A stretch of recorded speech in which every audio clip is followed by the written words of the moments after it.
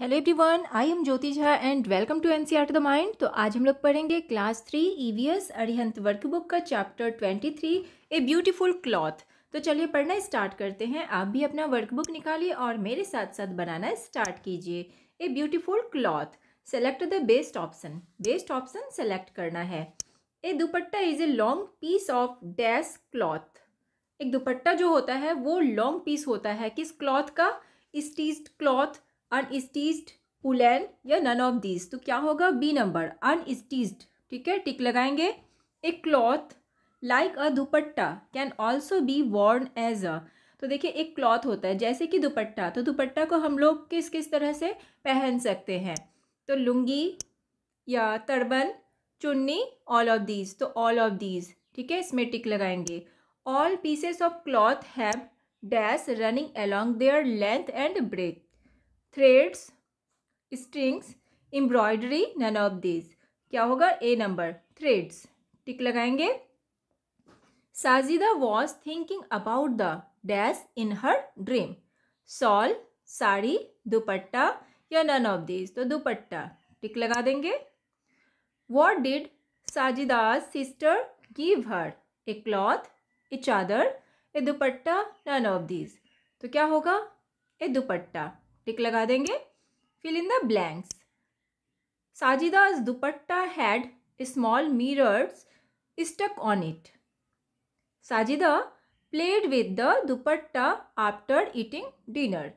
साजिदा's dupatta was made up of cloth। Sajida's dupatta could also have been worn as a lungi or turban। Paper can also be woven like a cloth। ठीक है, इस तरह से आपको इसे बना लेना है। उसके बाद है 3 नंबर में, explain the method of weaving together two different coloured pieces of cloth just like the example of the paper given in the text book.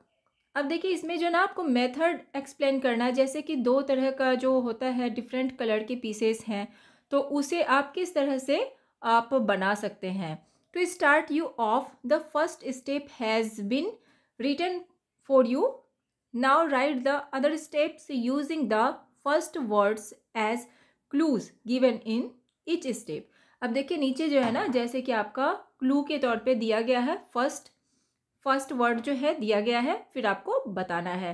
तो एक एग्जाम्पल के तौर पे दिया गया है, take 2 square pieces of cloth of different colours. क्या लेंगे? स्क्वायर पीस का जो है ना 2 क्लॉथ लेंगे, 2 पीस लेंगे, ठीक है, और डिफरेंट कलर का। सेकंड में मार्क है, तो mark the straight lines on them. उसमें जो है ना स्ट्रेट लाइन मार्क करना है। Cut stripes, place it one upon other. Weave it by sliding them one upon other. Paste the edges. ठीक है, तो इस तरीके से ये आपको बनाना है। थिंक, फाइंड एंड राइट, आपको सोचना है, ठीक है, पता करना है, फिर लिखना है। Observe the picture given below and answer the questions related to it. अब देखिए ये पिक्चर आपको देखना है और इससे रिलेटेड क्वेश्चन का आंसर देना है। ठीक है, जैसे ये पिक्चर है। अब देखिए क्वेश्चन क्या है, what is this man doing. अब ये जो मैन है वो क्या कर रहा है? तो देख सकते हैं कि क्या कर रहा है ये, तो हैंडलूम वीविंग। ठीक है, तो ये हैंडलूम का काम कर रहा है, जैसे कि ये बना रहा है। ठीक है, उसके बाद है सेकंड में, he is using some kind of machine. ये कुछ जो है ना ये मशीन का यूज़ कर रहा है। What is this machine called and what is required to run it. अब देखिए ये मशीन क्या कहलाता है और इसे चलाने के लिए क्या चीज़ की रिक्वायरमेंट होती है। The machine is called loom. ये मशीन जो है ना लूम कहलाता है, इसे हम लोग लूम कहते हैं। The person should pedal it to make it run. तो ये पर्सन क्या कर रहा है? इसे पैडेड यानी कि पैरों से इसे चला रहा है। ठीक है, जैसा कि आप देख सकते हैं इस मशीन को। ठीक है, उसके बाद है आपका सेकंड में कि some cloths are given in the box below. Find out which of them are stitched and which are unstitched. Accordingly write their names in the correct column in the table given below the box। अब देखिए यहाँ पर जो है ना कुछ clothes का नाम दिया गया है बॉक्स में। अब इसमें से आपको बताना है कि कौन सा स्टिच्ड है, कौन सा अनस्टिच्ड है, ठीक है। और इसे आपको कॉलम में लिखना है। नीचे एक कॉलम दिया गया है यहाँ पर, इसमें लिखना है। और ये बहुत सारा यहाँ पर नाम दिया गया है। अब इसमें से आपको जो है ना इसमें जैसे स्टिच्ड क्लॉथ कौन कौन से होते हैं, शर्ट, ठीक है, फ्रॉक, स्कर्ट, उसके बाद अनस्टिच्ड जो होता है टॉवेल, पटका, टर्बन, स्टिच्ड में कमीज। तो ये सारा ना आपको ढूंढ ढूंढ के खुद बनाना है, इसे आप लिखेंगे, ठीक है। उसके बाद है match the names of Indian states in column 1 with the typical dress worn by their people in column 2 by drawing arrows. अब देखिए ये जो है ना इंडियन स्टेट्स का यहाँ पर जो है ना आपका नाम दिया गया है और दूसरे कॉलम में दिया गया है कि यह वहाँ पर क्या पहना जाता है, ठीक है, जो वहाँ का जो ट्रेडिशनल ड्रेस है तो उसके बारे में। अब यहाँ पे आपको मैचिंग करना है। जैसे कि महाराष्ट्र, तो महाराष्ट्र का क्या होगा, डी नंबर होगा। Women wear long saris like dhoti. Punjab में, पंजाब का C number, women wear salwar kameez and dupatta. Rajasthan का ई नंबर होगा। Man wear churidar pyjama kurta with turban on head, ठीक है। उसके बाद है वेस्ट बंगाल, तो इसका होगा B number, man wear dhoti kurta. Jammu and Kashmir, A number, women wear pheran and salwar, ठीक है।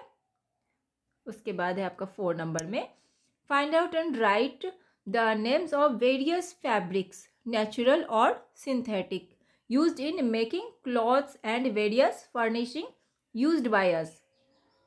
तो देखिए इसमें ना आपको पता करना है और लिखना है जो वेरियस फैब्रिक्स जो होते हैं, जैसे नेचुरल और सिंथेटिक से ये सब जो होते हैं, और इसमें आपको जो है ना किस तरह से मिक्स करके हम लोग क्या बनाते हैं, तो इसके बारे में। Each of these fabrics give a different feel, write them in the table given below either in the natural और सिंथेटिक ग्रुप्स।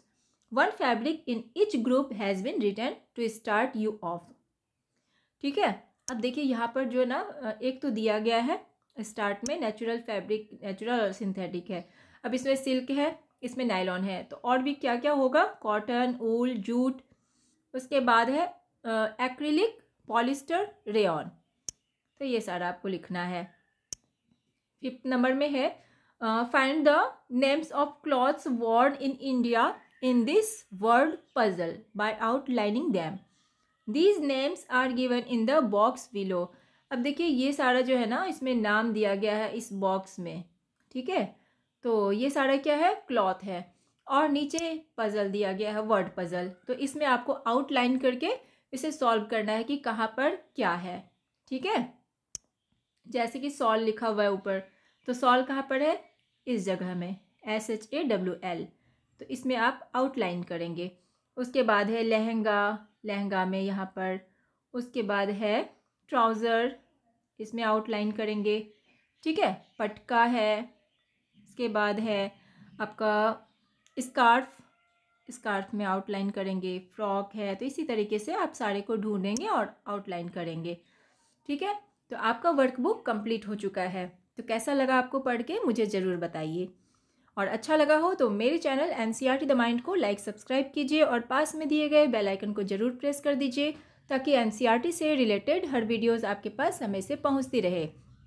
और मैं आप सभी को एक बात की जानकारी देना चाहती हूँ कि आपका वर्कबुक कंप्लीट हो चुका है। जैसे कि आप नेक्स्ट सेशन में जाएंगे, आप नेक्स्ट क्लास में जाएंगे, ठीक है। इसके बाद तो मैं इसके बाद आपका ओसवाल वर्कबुक का वीडियो बनाने वाली हूँ। तो अगर आपको अच्छा लगे तो आप बुक खरीद सकते हैं, और इसका लिंक मैं डिस्क्रिप्शन बॉक्स में डाल दूँगी। आप अमेज़ॉन से या फिर इसका ऑफिशियल वेबसाइट है उससे भी खरीद सकते हैं। और अगर आप मेरे द्वारा खरीदते हैं तो आपको एक्स्ट्रा डिस्काउंट मिलता है। तो आप प्लीज़ खरीदिए और आप पढ़ने का तैयारी कीजिए, ठीक है। तो मिलते हैं नेक्स्ट वीडियो में, तब तक के लिए bye, take care, thanks to watch my video.